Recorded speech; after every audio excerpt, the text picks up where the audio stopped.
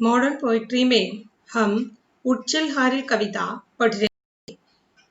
ये तो अज्ञे जी की कविता है। इसमें कवि ने हारिल पक्षी के माध्यम से नवयुवकों को, लघु मानव को आगे बढ़ने की प्रेरणा देती है।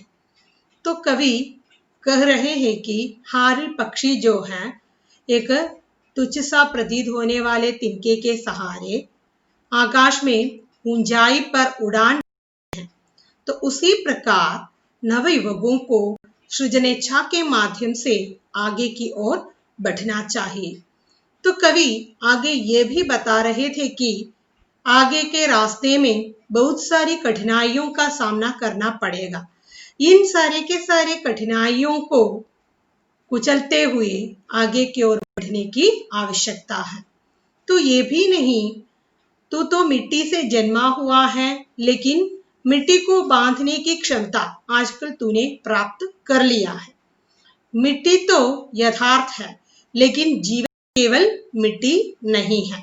तो मिट्टी से उठने की प्रेरणा तुम्हें कहां से प्राप्त हुई? इस प्रकार की जो चिंतन धारा प्रकट कर रहे हैं कवि। तो आगे की पंक्तियां देखिए।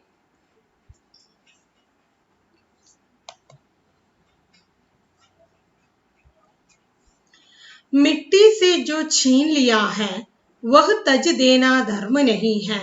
जीवन साधन की अवहेला कर्म नहीं है। मिट्टी से जो छीन लिया है वह तज देना धर्म नहीं है। जीवन साधन की अवहेला कर्मवीर का कर्म नहीं है। तिनका पथ की धूल स्वयं तू है, अनंत की पावन धूली, किंतु आज तूने नभ पथ में क्षण में बद्ध अमरता छूली। तिनका पथ की धूल स्वयं तू है, अनंत की पावन धूली, किंतु आज तूने नभ पथ में क्षण में बद्ध अमरता छूली। तो देखेंगे शब्दों का अर्थ। तजने का मतलब है त्यागना, तज का मतलब है त्यागना। जीवन साधन का मतलब है जीवन जीने का साधन। अवहेला का मतलब है उपेक्षा। कर्मवीर का मतलब है कर्मठ। कर्म का मतलब है कार्य। धूल का मतलब है मिट्टी का कण। अनंत ईश्वर है। पावन का मतलब है पवन, पवित्र, पावन पवित्र। बद्ध बंधी हुई। अमरता अमरत्व। तो आइए देखेंगे इसका जो अर्थ, इसकी व्याख्या। मिट्टी से जो छीन लिया है वह तज देना नहीं है। जीवन साधन की अवहेला कर्मवीर का कर्म नहीं है।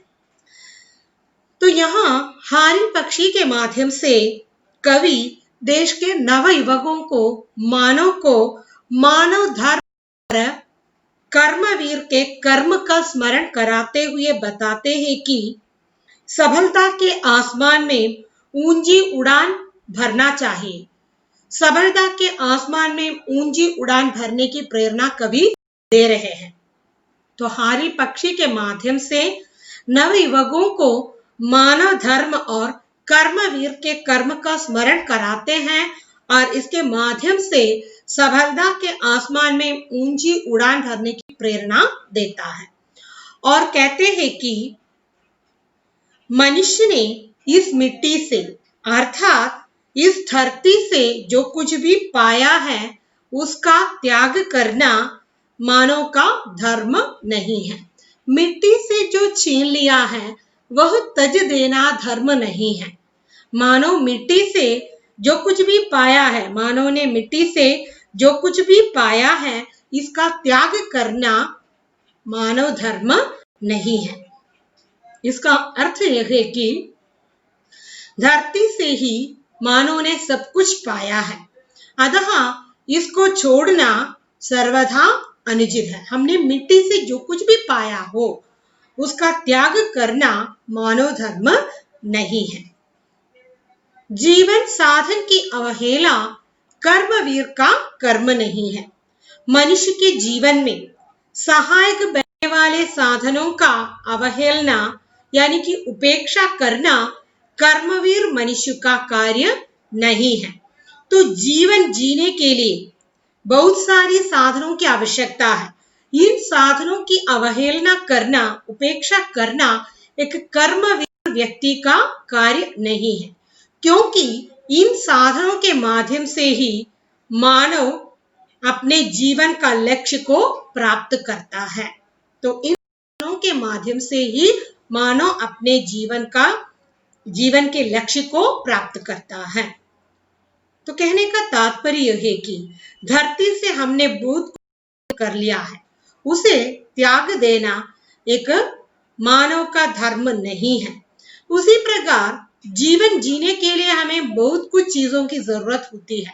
इन साधनों की उपेक्षा करना एक कर्मवीर का कर्म भी नहीं है, क्योंकि इनके माध्यम से ही मानव जीवन लक्ष्य को प्राप्त करता है। तिनका पद की धूल सो है आनंद की पावन धूली, किंतु आज तूने नभ पद में क्षण में बद्ध अमरता छूली। तो कवि अज्ञे जी ने तिनके को पद की धूल माना है और पद के धूल के समान बताया है और कहा है कि यह तिनका जो है आनंद अर्थात ईश्वर के चरणों की पावन धूल है। आनंद की पावन धूली, इसका मतलब यह है कि ईश्वर के चरणों की पावन धूल है। तो पहले कवि ने बताया है कि ये तिनका जो है पद की धूल के समान है, और आगे वो बता रहे हैं ये तो ईश्वर के चरणों के पवित्र धूल के समान है।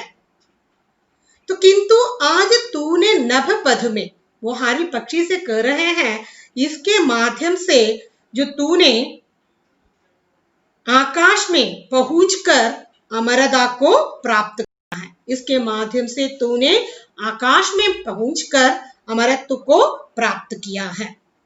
तो कवि पहले जो है तिनके को पद की धूल बताया है और आगे वो बता रहे हैं कि वो ईश्वर की चरणों के जो पावन धूलि के समान है। तो इसके माध्यम से ही हारिल पक्षी आकाश में पहुंचकर अमरता को प्राप्त किया है। तो यहाँ पर हारिल पक्षी जो है नवयुवकों का, लघु मानव का प्रतीक है। तो यहाँ कहने का यह मतलब है कि हारिल रूपी मानव ने सफलता की सीढ़ियों पर चढ़कर अपने लक्ष्य की ओर अग्रसर हो रहे हैं, यही कवि बताना चाहते हैं। ये तिनका यानी कि सृजनेच्छा के माध्यम से मानव जो है, लघु मानव जो है, सफलता की सीढ़ियों को चढ़कर लक्ष्य की ओर अग्रसर हो रहे हैं, यही बताना कवि का लक्ष्य है। तो मिट्टी से मानव ने जो कुछ भी हासिल किया हो उसे त्याग देना धर्म नहीं है, और जीवन जीने के जितने भी साधन है उसकी उपेक्षा करना कर्मवीर का कर्म भी नहीं है। ये सृजनेच्छा रूपी तिनका जो है पद की धूल के समान है, और ये भी नहीं ये ईश्वर के आनंद, ये भी नहीं ये ईश्वर के जो पावन चरणों के धूलि के समान है, ईश्वर के चरणों की पावन धूल के समान है। और इसके माध्यम से हारिल पक्षी जो हैं आकाश में पहुंचकर क्या करते हैं, अमरत्व को छू लेते हैं। तो यहाँ पर कवि के कहने का मतलब यह है कि हारिल पक्षी रूपी मानव नवयुवक जो है सृजनेच्छा रूपी तिनके के सहारे आकाश में यानी कि सफलता के आकाश में पहुंचकर लक्ष्य की ओर अग्रसर हो रहे हैं। आगे की पंक्तियां देखिए।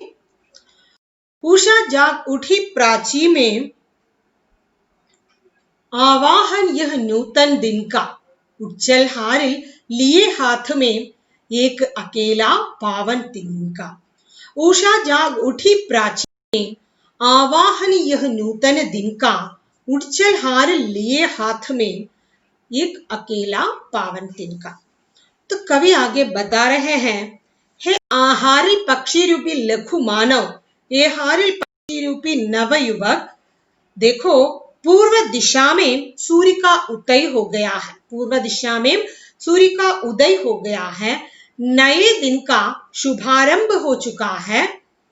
यह नया दिन वर्ग के लिए आह्वान करता है, युवा वर्ग को आह्वान करता है कि अपने हाथ में निर्माण के साधन रूपी पवित्र तिनके को लेकर उड़ान भर लो। विशेष साधनों के अभाव में साधारण साधन के माध्यम से तुम्हें उड़ान भरना चाहिए।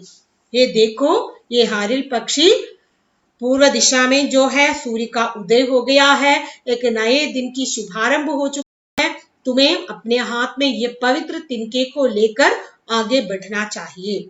इसके माध्यम से कवि युवा वर्ग से, नव युवकों से यही बताना चाहते हैं, मानव से यही बताना चाहते हैं कि निर्माण के साधन रूपी पवित्र तिनका, सृजनेच्छा रूपी पवित्र तिनके को लेकर तुम अपने पद की ओर अग्रसर हो जा।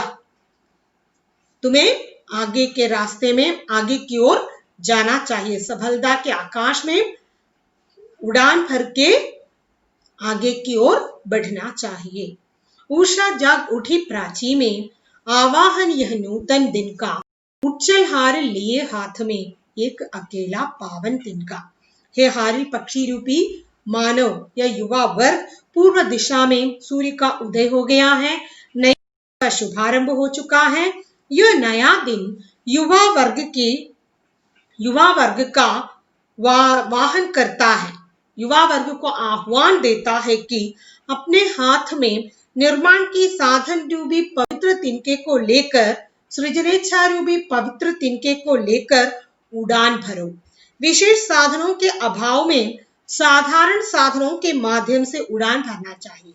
यानी कि तुम्हें आगे की ओर बढ़ने के लिए केवल सृजनेच्छा रूपी तिनका का सहारा लेना चाहिए। तो आगे बढ़ो, यही कवि बताना चाहते हैं। तो अगले दिन अगली कविता के साथ फिर से मिलेंगे। तब तक के लिए विदा लेती हूँ। धन्यवाद।